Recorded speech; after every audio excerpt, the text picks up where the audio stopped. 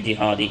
நபிகள் நாயகம் ஸல்லல்லாஹு அலைஹி வஸல்லம் அவர்களிடத்திலே அனுமதி கேட்டேன், போருக்காக, மார்க்கத்திற்காக போர் செய்யக்கூடிய அனுமதியை பெண்களுக்கு இல்லையா என்று கேட்டேன். அப்பொழுது ஃபகால நபியுனா ஸல்லல்லாஹு அலைஹி வஸல்லம், அல்லாஹுடைய தூதர் அவர்கள் கூறினார்கள், ஜிஹாது குன்ன, பெண்களுக்கான ஜிஹாது என்பது அல் ஹஜ்ஜி ஆகும் அப்படி என்று அல்லாஹுடைய தூதர் அவர்கள் சொல்லி காண்பித்தார்கள். வன் ஆயிஷா ரலியல்லாஹு அன்ஹா காலத், ஆயிஷா ரலியல்லாஹு அன்ஹா அவர்கள் அறிவிக்கிறார்கள், யா ரசூலல்லாஹ், அல்லாஹுடைய தூதர் அவர்களே, அலன் நிசாஇ ஜிஹாதுன், பெண்களுக்கு போர்க்களம் என்பது உண்டா, மார்க்கத்திற்காக தியாகம் செய்யக்கூடிய போராட்டங்கள் போர்க்களங்கள் என்பது உண்டா என்று அல்லாஹுடைய தூதரிடத்திலே கேட்கும் பொழுது கால, அல்லாஹுடைய தூதர் அவர்கள் சொன்னார்கள், நாம், பெண்களுக்கும் போர் உண்டு, அலைகின்ன ஜிஹாத், அவர்களுக்கும் ஜிஹாத் என்பது உண்டு, லா கத்தால ஃபீஹி, ஆனால் அந்த போர்க்களத்திலே கொலைகள் நடக்காது, அந்த போர் என்பது பெண்களுக்கான போராட்டம் என்பது அல் ஹஜ்ஜு வல் உம்ரா, ஹஜ்ஜும் உம்ராவாகும் என்று அல்லாஹுடைய தூதர் ஸல்லல்லாஹு அலைஹி வஸல்லம் அவர்கள் கூறினார்கள். உர்வத்து இப்னு ஸுபைர் ரலியல்லாஹு அன்ஹு என்ற நபித்தோழர் கேட்கிறார்கள் ஆயிஷா அம்மாவிடத்தில், கத ஹஜ்ஜன் நபியு ஸல்லல்லாஹு அலைஹி வஸல்லம், நீங்கள் அல்லாஹுடைய தூதரோடு ஹஜ்ஜு செய்திருக்கிறீர்கள் அல்லவா, அப்படி ஃபஅக்பர்தனி ஆயிஷா, பெருமானார் அவர்கள் எப்படி ஹஜ்ஜு செய்தார்கள் என்பதை ஆயிஷா நாயகி அவர்களே எனக்கு அறிவித்து தாருங்கள் அப்படி என்று கேட்டார். அன் அவ்வள ஷைஇம் பதஅ ஃபீஹி ஹீன கதிம மக்கா, அல்லாஹுடைய தூதர் அவர்கள் மக்காவிற்கு செல்வார்கள். சும்ம தாஃப ஃபில் பைத்தி, கஅபாவை 7 முறை சுற்றி தவாஃப் செய்வார்கள்.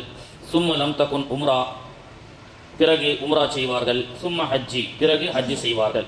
அப்படி பெருமானார் அவர்கள் மக்காவுக்கு சென்று முதலிலே உம்ரா செய்ததற்கு பிறகு ஹஜ்ஜி செய்யக்கூடியவர்களாக இருந்தார்கள். இப்படியாகத்தான் அபூபக்கர் சித்திக் ரலியல்லாஹு அன்ஹு அவர்களும், உமர் ரலியல்லாஹு அன்ஹு அவர்களும், உஸ்மான் ரலியல்லாஹு அன்ஹு அவர்களும் செய்தார்கள் அப்படி என்று சொல்லி ஆயிஷா ரலியல்லாஹு அன்ஹா அவர்கள் சொல்லி காட்டுகின்றார்கள். நபிகள் நாயகம் ஸல்லல்லாஹு அலைஹி வஸல்லம் அவர்களோடு ஹஜ்ஜிக்காக ஆயிஷா ரலியல்லாஹு அன்ஹா அவர்களும் சேர்ந்து குடும்பத்தார்களோடு ஹஜ்ஜி செய்வதற்கு நபிகள் நாயகம் அவர்களோடு வருகிறார்கள். ஆயிஷா ரலியல்லாஹு அன்ஹா அவர்கள் அறிவிக்கிறார்கள், லமா ஜினா ஷரீஃப ஹில்து, ஷரீஃப் என்ற ஒரு இடம் இருக்கிறது மக்காவிலே. மக்காவுக்கு ஒரு 14 கிலோமீட்டருக்கு முன்பதாக ஷரீஃப் அப்படின்ற ஒரு இடம் வருகிறது. பெருமானார் அவர்கள் சஹாபாக்களோடு தன்னுடைய மனைவிமார்களோடு வருகிறார்கள்.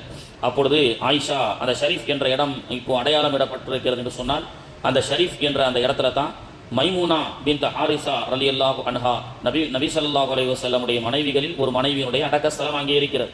அதான் ஷரீஃப் அப்படின்ற ஒரு இடம். இன்றைக்கும் நம்ம ஜியாரத்தில் போய் பார்க்கலாம். அந்த எக்ஸாக்டாக அந்த இடத்துல தான் ஆயிஷா ரலியல்லாஹு அன்ஹா அவர்கள் அழ ஆரம்பிக்கிறார்கள். பெருமானார் அவர்கள், ஏன் ஆயிஷா அழுகிறீர்கள் அப்படின்னு கேட்கும் பொழுது, அல்லாஹுடைய தூதர் அவர்களே, எனக்கு மாதவிலக்கு ஏற்பட்டு விட்டது.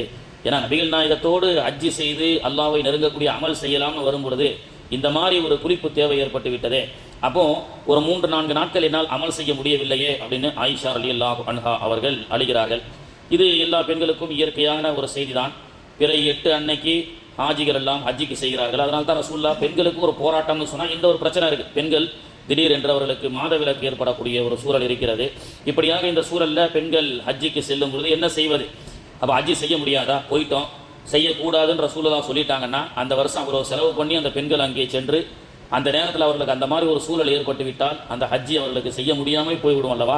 அதை நினச்சி தான் ஆயிஷாமா அவர்கள் அழுதார்கள். பிறகு அல்லாஹுடைய தூதர் அவர்கள் ஃபகால நபீனா ஸல்லல்லாஹு அலைஹி வஸல்லம், ஆயிஷா சொன்னாங்க, இஃப் அலி மா இஃப் அலுல் ஹஜ்ஜி, நீங்கள் ஹஜ்ஜை தாராளமாக செய்யலாம். ஹஜ்ஜி என்னென்ன அமல்கள் இருக்கிறதோ இஃப் அலி, நீங்கள் செய்யுங்கள். மா இஃப் அலுல் ஹஜ்ஜி, ஹஜ்ஜிலே என்னென்ன செய்ய வேண்டுமோ, மினாவிலே தங்குவது, தொலை மட்டும் கூடாது, மினாவிலே தங்குவது, அரஃபாவுக்கு சென்று துவா செய்வது, முஸ்தலிஃபாவுக்கு வருவது, உங்கள் பெயரால் குர்பானி கொடுப்பது, ஷைத்தானுக்கு கல் எறிவது, இன்னும் என்னென்ன அமல்கள், முடிகளை களைவது போன்ற என்னென்ன அமல்கள் இருக்கிறதோ இஃப் அலி மா இஃப் அலுல் ஹஜ்ஜி, ஹஜ்ஜிலே என்னென்ன செய்ய வேண்டுமோ அதை தாராளமாக செய்யுங்கள். அதனால் ஒன்றும் பிரச்சனை கிடையாது. ஆனால் கைர அல்லா தவஃபி ஃபில் பைத்தி ஹத்தா துதஹரி, காபத்துல்லாவை தவாஃப் செய்யக்கூடிய தவாஃபே ஜியாராவை மட்டும் செய்யாதீங்க. எதுவரை என்று சொன்னால் குளிக்காத வரை, குளித்து சுத்தமாகாத வரை அப்படின்ட்டாங்க.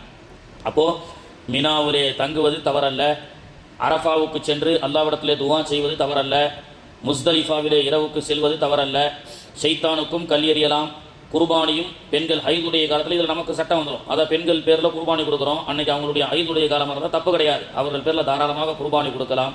பிறகு ஹஜ்ஜை முடித்ததற்கு பிறகு அவர் முடிகளை வெட்டி கொள்ளலாம். ஆனால் காபத்துல்லாவை மட்டும் தவாஃப் செய்யக்கூடாது என்று அல்லாஹுடைய தூதர் அவர்கள் சொல்வதன் மூலமாக பெண்கள் இது போன்ற நேரத்தில் ஹஜ்ஜுடைய காலத்தில் ஏற்பட்டு விட்டால், அதனால தான் என்ன சொல்றாங்க, பெண்களுக்கு உண்டான ஜிஹாதுன்னு சொல்லிட்டாங்க ஒரே வார்த்தையா. பெண்களுக்கு ஜிஹாதுன்னு சொன்னா ஹஜ்ஜு உம்ரா தான். உம்ரா செல்லக்கூடிய நேரத்தில் உம்ரா செய்ய முடியலன்னா பிரச்சனை கிடையாது.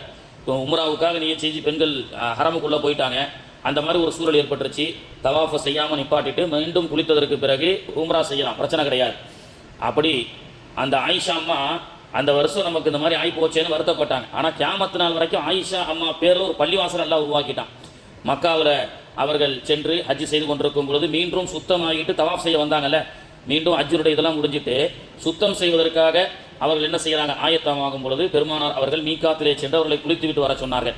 ஆயிஷா அம்மா அந்த வருஷம் போய் மீகாத்தில் குளிச்சுட்டு மீண்டும் அவர்கள் நியத் செய்து வந்தார்கள் அல்லவா. அம்மா அவர்கள் சுத்தமான அந்த இடத்தை அல்லாஹ் ஆயிஷா பள்ளியாக மாற்றிவிட்டான். இன்னைக்கும் பார்த்தீங்கன்னா லட்ச மக்கள் உம்ராவுக்கு செல்லக்கூடிய மக்கள் எங்கத்தா போய் மீண்டும் எஹ்ராம் கட்டுறாங்க, உம்ரா செஞ்சுட்டாங்கன்னா மீண்டும் உம்ரா செய்ய நாடினால் ஆயிஷா பள்ளிக்கு போங்கன்றாங்க. ஆயிரக்கணக்கான மக்கள் அந்த ஆயிஷா அம்மா அந்த வருஷம் நம்மளால் ஹஜ்ஜி செய்ய முடியாதோ உம்ரா செய்ய முடியாதோ அப்படின்னு கவலைப்பட்டாங்க. ஆனால் அல்லாஹ் தஆலா எப்படி அவங்களுக்கு ஏற்படுத்தி கொடுத்துட்டான், கியாமத்து நாள் வரக்கூடிய லட்ச ஆண்கள் பெண்கள் ஃபஜரில் பார்த்தாலும் சரி லொஹரில் பார்த்தாலும் சரி பள்ளிவாசலே 24 மணி நேரமும் கூட்டமாக இருக்குது. அந்த பள்ளிவாசலுக்கு பூட்டே கிடையாது. அந்த பள்ளிவாசலில் மக்கள் தொழுதுகிட்டே இருக்கிறாங்க அப்படின்னு சொன்னால் அதில் உலகத்தில் இருக்கக்கூடிய பல பள்ளிகளில் ஆயிஷா பள்ளியும் ஒன்று அப்படி என்பதை நாம் தெரிந்து கொள்ள வேண்டும். எனவே பெண்கள் இது போன்ற மாதவிலக்கு ஏற்பட்டால் அவர்கள் ஹஜ்ஜி செய்யலாம், அந்த சில அமல்களை செய்யலாம் தவாஃபை தவிர என்ற அனுமதியின் பேரிலே.